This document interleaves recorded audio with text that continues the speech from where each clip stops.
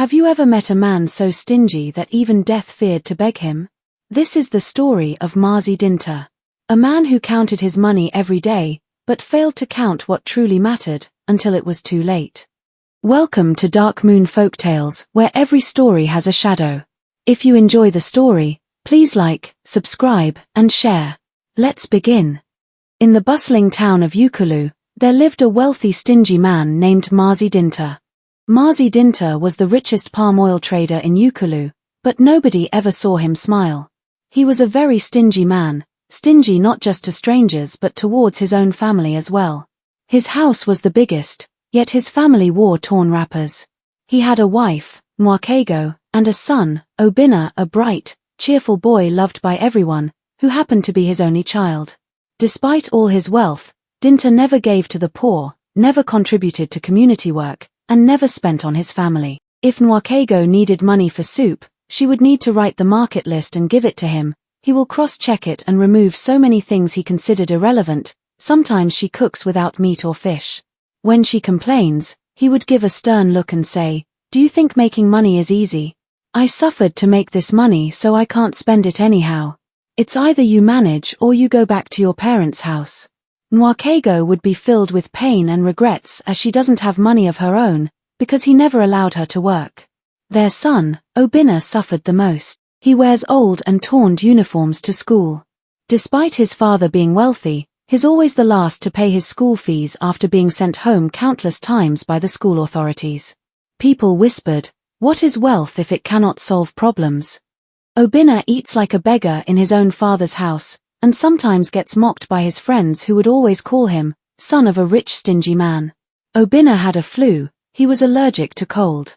His mother would always go to the pharmacy to collect drugs on credit, as telling Mazi Dinta about it will be useless because he won't remove a dime. His cold became serious because sometimes he walks home barefooted from school as his old and spoilt sandals hasn't been changed by his dad. One rainy morning, it was weekend, Obinna was at home in his room coughing non-stop. His mum was worried. He gave him the drugs she got on credit from the pharmacy the previous day, but it didn't help. He was still coughing and running a temperature. When Nwakego ran out of solutions, he went to Mazi Dinta to tell him about their son's condition. "It's ordinary catarrh and cough," he said. "Just use hot water and balm, he will be fine." But days passed and Obinna's condition worsened. Nwakego, weeping, rushed him to the health center. The doctor examined him and shook his head. "Your son has pneumonia.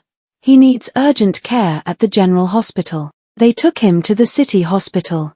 The bill was 150,000 naira. Nwakego went back home and knelt before her husband. "Please, our son will die." Dinta hissed. 150,000? Do they want to build a new hospital with the money? Go and tell them to reduce it. For 3 days, Obinna lay in a hospital bed, barely breathing. The doctors refused to start full treatment without the deposit. Nwakego sold her jewelry, borrowed from neighbors, but only raised 43,000 naira. She returned home, desperate. Dinta was in his room, fully focused counting his money, and stacking them into a wooden box he inherited. This is the problem with you women. Always emotional. You worry for nothing, our son will survive. Just be pressing his chest with hot water every morning and night. Stop worrying, he will not die. That night, Obinna gave up the fight. His tiny hands grew cold. The doctor called Nwakego. "I'm sorry. We did all we could, but without the right treatment." Nwakego wailed. The entire hospital heard her sorrow. Back in Ukulu, a dark cloud fell over the town. Everywhere was silent. People gathered as Obinna's small coffin was lowered into the earth. The elders watched in silence. One of them, Papa Emeka, walked to Dinta after the burial. "You may have buried your son today, but tomorrow, you'll bury your name." Dinta scoffed. "The boy is gone. Crying won't bring him back." But from that day, nothing remained the same. His wife, Nwakego, became invisible in the house. She never spoke, laughed, nor even behaved like she was human anymore. She was just living. Cohabiting with Mazi Dinta. She couldn't leave because she had no family and no job. 3 years after he buried his son, Mazi Dinta's life became so empty. He allowed his only child die because of stinginess. At age 60, all he had to show off was his big mansion he managed to build when he started his palm oil business newly. He had no cars, using public transport despite being rich.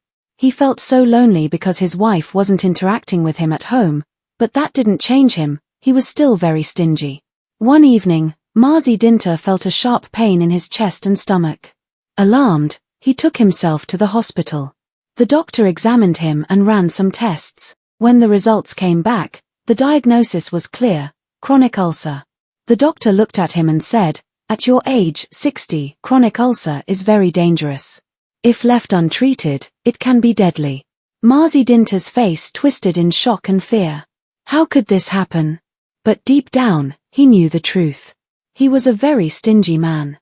Despite being rich, he ate like a beggar. He would skip meals just to avoid spending money. Now, his habits had caught up with him. The doctor explained the treatment plan: a strict diet, regular meals, antibiotics, and a few weeks of observation and follow-up care. He mentioned the cost, which included medications, hospital stay, and tests. Mazi Dinta's eyes widened. That much? That's too much just for ulcer treatment. Please reduce it. The doctor blinked in disbelief. "Sir, do you want to die?"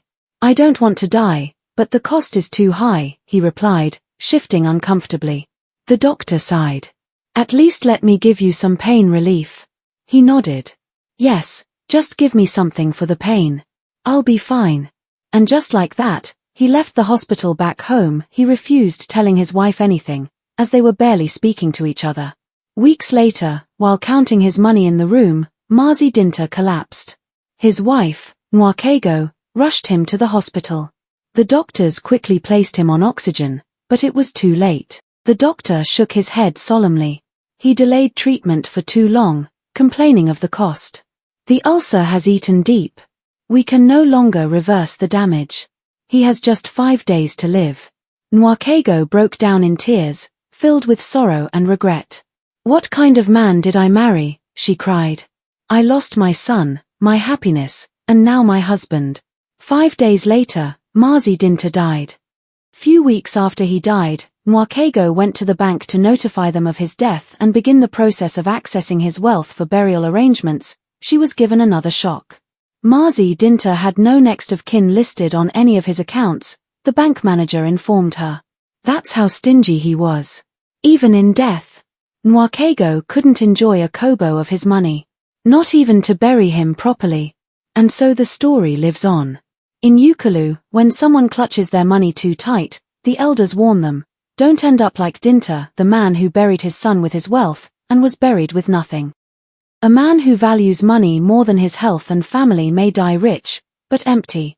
True wealth lies in love, care, and the wisdom to know when to spend for what truly matters. Thanks for watching. Please like, subscribe and share.